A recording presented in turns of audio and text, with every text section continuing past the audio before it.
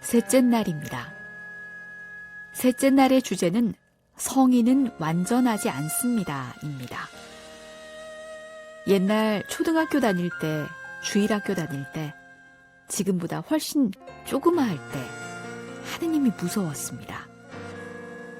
왜 무서웠냐고 물어보면 아마도 죄라는 단어 때문이었던 것 같습니다.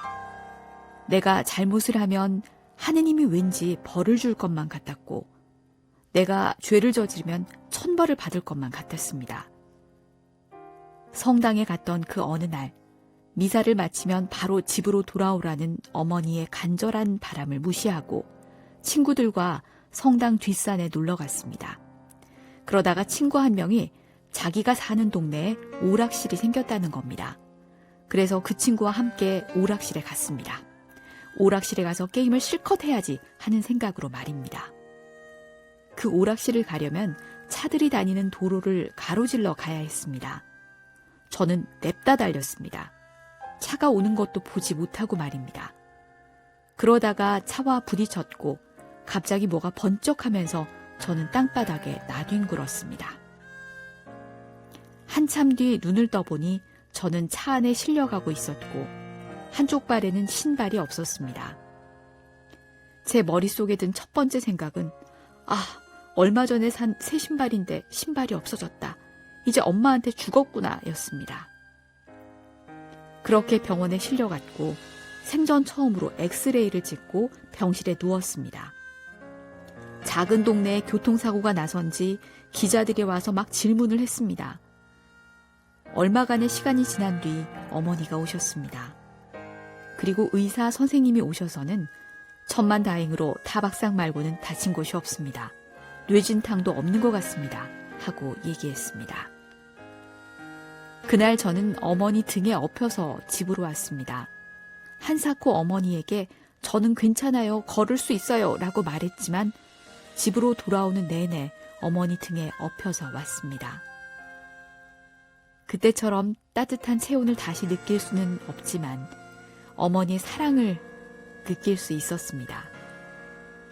그때 다짐했습니다. 다시는 오락실, 만화방에 가는 나쁜 짓을 안 해야지 하고 말입니다. 하지만 때때로 한 번씩 만화방과 오락실을 갔고 때로는 어머니한테 귀를 잡혀서 집으로 돌아오기도 했습니다. 하지만 어머니의 따스한 사랑은 늘 알고 있습니다. 지금도 말입니다.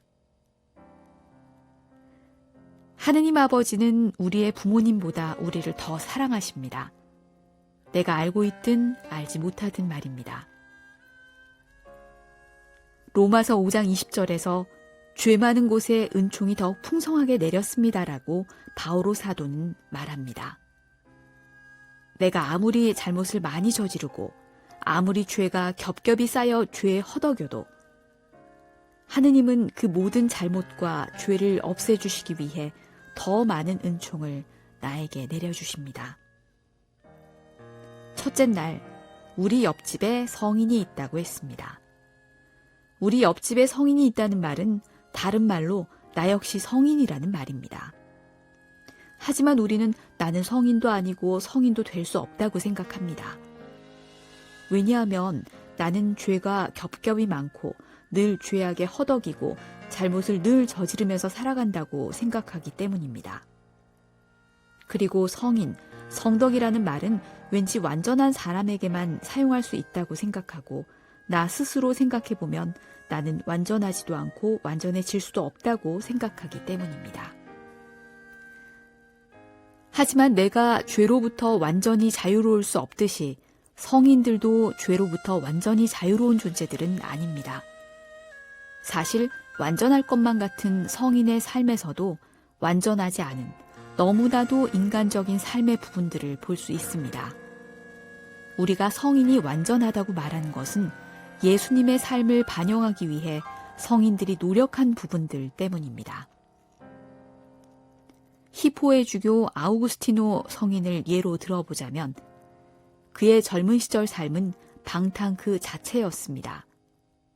한 번은 중병에 걸렸을 때 이제 죽을지도 모른다는 생각 때문이었는진 몰라도 어머니 모니카 성녀의 바람대로 세례를 받을 준비를 했습니다. 그런데 덜컥 병이 나았습니다.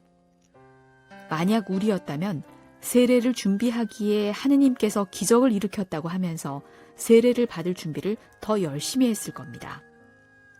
그런데 아우구스티노는 아직 내가 더 산다면 나는 아직 때가 더 묻어야 할 필요가 있어요 라고 말하면서 세례를 미루는 핑계를 댑니다.